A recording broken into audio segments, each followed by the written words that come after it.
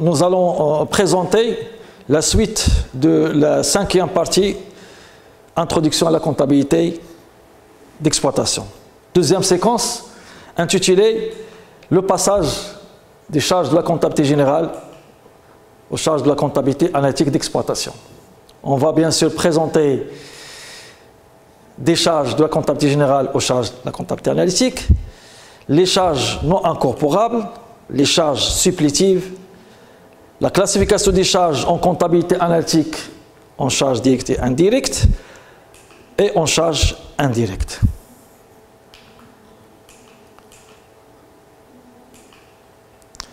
Alors, les charges de la comptabilité générale, ils sont scindés en deux types de charges. Les charges non incorporables en comptabilité analytique et les charges incorporables en comptabilité analytique. C'est-à-dire que la comptabilité analytique ne prend pas en considération toutes les charges dégagées par la comptabilité générale. Et donc, ici, on a une classification, soi-disant des charges non incorporables et des charges incorporables en comptabilité analytique. Et donc, la partie non incorporable, au vu de la gestion, ne sont pas considérées comme des charges, alors que la partie incorporable représente même pour la comptabilité générale et pour la comptabilité analytique des charges qu'il faut prendre en considération. Ensuite, il y a d'autres types de charges qui ne sont pas traitées au niveau de la comptabilité générale. Ce sont des charges généralement fictives, comme les charges supplétives. Mais la comptabilité analytique d'exploitation les considère comme des charges qu'il faut tenir compte. Et donc, les charges de la comptabilité analytique d'exploitation, c'est une partie des charges de la comptabilité générale considérées comme des charges qu'il faut les imputer, les charges qu'il faut tenir compte en comptabilité analytique. Ce sont les charges incorporables et plus des charges non fictives, non utilisées en comptabilité générale, mais ils sont bien sûr, on doit les tenir compte en comptabilité analytique d'exploitation, ce sont des charges supplétives. Alors donc, les charges de la comptabilité analytique d'exploitation, c'est les charges de la comptabilité générale, moins les charges non incorporables, plus les charges supplétives. Et ça, c'est le passage des charges de la comptabilité générale aux charges de la comptabilité analytique d'exploitation, la base de l'analyse et du calcul. On va maintenant expliquer chaque type de charge. Les charges non incorporables, c'est-à-dire les charges qui ne sont pas prises en compte au niveau de la comptabilité analytique. Ce sont des charges qui ont été régulièrement comptabilisées dans la classe 6 suivant des critères de la comptabilité générale, selon les normes prescrites par le plan comptable général. Les charges, la rubrique 61, charges d'exploitation, la rubrique 63, charges financières et la rubrique 65, charges non courantes. Mais ils ont un caractère exceptionnel où ils ne reflètent pas l'exploitation normale et courante de l'entreprise. Donc parmi ces charges-là, qui sont déjà inscrites au niveau de la classe 6, on trouve des charges à caractère exceptionnel, non courantes, ne reflètent pas l'exploitation normale de l'entreprise. Il faut les ignorer. Et donc, il s'agit généralement des charges non courantes, la rubrique 65, comme les pénalités, par exemple, amortissement des immobilisations en non-valeur, les frais, provision pour dépréciation et provision pour risques et charges. Les charges se rapportant aux exercices antérieurs et les impôts sur les résultats. Alors ces charges-là, déjà inscrites au niveau de la comptabilité générale, au niveau de la classe 6, la comptabilité analytique les exclut. Ce sont des charges non incorporables en comptabilité analytique. La raison de ces charges, c'est une raison fiscale et légale. On choisit donc les ignorer dans le calcul des coûts en comptabilité analytique. Ça, premièrement. Deuxièmement, les charges supplétives. Ce sont des charges fictives. La comptabilité générale ne les considère pas comme des charges. Ce sont des charges générales qui ne figurent pas en comptabilité générale pour des raisons juridiques et fiscales. et qui sont introduites en comptabilité analytique d'exploitation pour des raisons d'ordre économique et de gestion et de comparaison. Généralement, il s'agit bien sûr essentiellement de la rémunération théorique des capitaux propres, c'est-à-dire que les capitaux propres au niveau de la comptabilité générale sont rémunérés par le bénéfice, le résultat de fin d'exercice, alors qu'en comptabilité analytique, on suppose que l'entreprise, s'il empruntait ses capitaux, doit bien sûr payer le paiement, avoir le paiement des charges financières, des intérêts. Elle correspond à l'intérêt que l'entreprise pourrait percevoir s'il prêtait ou plaçait ses capitaux. Donc, il faut les intégrer dans les charges de la comptabilité analytique d'exploitation. La rémunération théorique de l'exploitant, du travail de l'exploitant, généralement en comptabilité générale, le propriétaire exploitant reçoit un salaire et fiscalement, ce salaire-là n'est pas pris en compte au niveau fiscal, et donc en comptabilité analytique d'exploitation, on considère que le propriétaire exploitant, le salaire de propriétaire exploitant est un salaire qu'il faut bien sûr prendre en considération pour pouvoir bien sûr comparer, assurer la comparaison dans des bonnes conditions. Elle correspond à une charge qu'aurait payée l'entreprise si le dirigeant n'a pas fait ce travail lui-même, par exemple. Maintenant, on a les charges supplétives. À titre d'exemple, l'entreprise ABC, ayant des capitaux propres dont le montant s'élève à 1 605 000 dirhams, sont à rémunérer au taux d'intérêt annuel, supposons 8%, sachant que l'entreprise organise une comptabilité analytique mensuelle, calculer le montant des charges supplétives. Donc, il faut calculer d'abord le montant d'intérêt annuel sur la base des données. Et donc, on a 1 750 000 multiplié par 8% nous donne la valeur de 128 400 dirhams comme charge d'intérêt annuel. Étant donné que la période retenue en comptabilité analytique est mensuelle, l'année se compose de 12 mois, on divise par 12 pour déterminer le montant des charges supplétives à incorporer qui correspond à la rémunération théorique des capitaux propres, s'élève à 128 400 divisé par 12 nous donne 10 700 dirhams qu'il faut tenir compte. Ça, c'est un exemple de calcul des charges supplétives à incorporer en comptabilité analytique. Une application simple qui va nous permettre bien sûr d'illustrer le passage de la comptabilité, des charges de la comptabilité générale aux charges de la comptabilité analytique et d'exploitation. Supposons que l'entreprise X-Metal, au capital de 500 000 dirhams, organise une comptabilité analytique trimestrielle. Pour le premier trimestre de l'année 2019, le service comptable vous fournit les charges suivantes. Un tableau sous forme de CPC nous donne bien sûr les montants, et supposons un CPC extrait réduit. Et donc, achat de matières premières s'élève à 149 500, prime d'assurance annuelle 9 000, location et charges locatives, entretien et réparation 2 000, frais postaux 24 000, impôts et taxes annuels 24 000, rémunération de personnel 80 000, amortissement annuel 36 000, on a une indication, un renvoi et pénalité fiscale 3 000. Et d'autres informations complémentaires, la rémunération annuelle du dirigeant est 32 000 dirhams comme salaire, la rémunération théorique du capital annuel, la rémunération théorique annuelle du capital au taux d'intérêt estimé à 10%.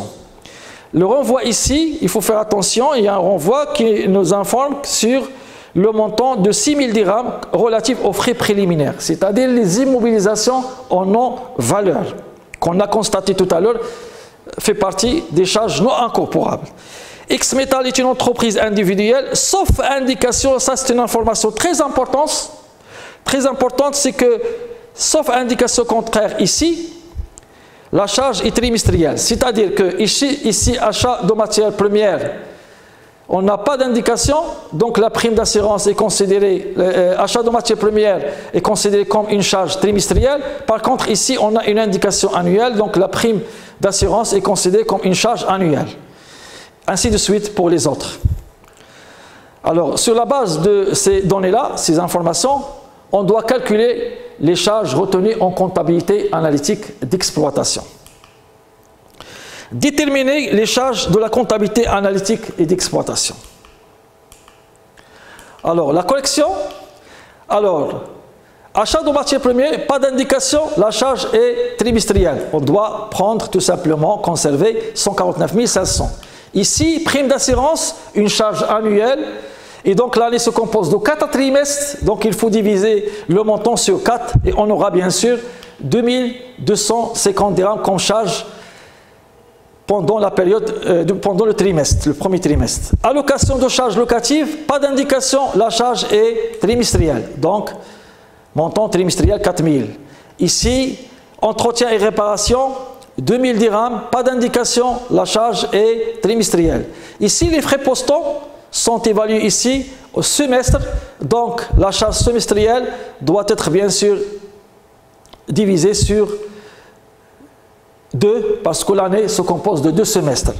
Et donc on a impôts et taxes annuels, il faut diviser le montant sur 4 pour avoir bien sûr le montant 6 000. La rémunération de personnel 80 000, pas d'indication, automatiquement la charge est trimestrielle. Amortissement ici annuel, il faut retenir donc le renvoi, il s'agit bien sûr de 6 000 dirhams ici comme charge non incorporable, on va voir. Mais ici 36 000, il faut diviser par 4 pour pouvoir déterminer le montant trimestriel. Pénalité fiscale, pas d'indication, il s'agit de montant trimestriel. Donc le total des charges, on fait la somme de tout ça, on trouve le montant global de 260 250 dirhams comme charge dégagée par la comptabilité générale. Maintenant, on va calculer bien sûr les charges, la rémunération, on passe par la rémunération théorique de l'exploitation. C'est le montant de 32 000 annuel divisé par 4, c'est 8 000. La rémunération théorique des capitaux propres, comme l'exemple de tout à l'heure, on a 500 000 le capital multiplié par le taux divisé par 4, car l'année se compose de 4 trimestres et on aura 12 500 dirhams. Les charges supplétives à prendre en considération, à intégrer, 8 000 dirhams comme rémunération théorique et 12 500 dirhams comme rémunération des capitaux propres, le total de 20 500 dirhams. Puis, on va calculer les charges non incorporables. Donc, l'ensemble des charges, on n'a ici que 2 charges qui ont un caractère exceptionnel. Achat de matières premières, prime d'assurance, location, entretien, les frais, les impôts, la rémunération de personnel sont considérés comme des charges d'exploitation. Ils sont bien sûr pris en compte en comptabilité analytique. Par contre, l'amortissement des frais, les 6 000 de tout à l'heure, les 6 000 ici, comme amortissement des immobilisations en nos valeurs, des frais, on doit les ignorer et donc on doit non incorporable, divisé par 4 parce qu'il s'agit de montant annuel. Il faut diviser par 4 car l'année se compose de 4 trimestres, plus les pénalités qui font partie de la rubrique 65, les charges non courantes. Et donc, exceptionnel, le montant des charges non incorporables s'élève à 4 500. Et à partir de là, on peut bien sûr déterminer le montant des charges retenues en comptabilité analytique d'exploitation.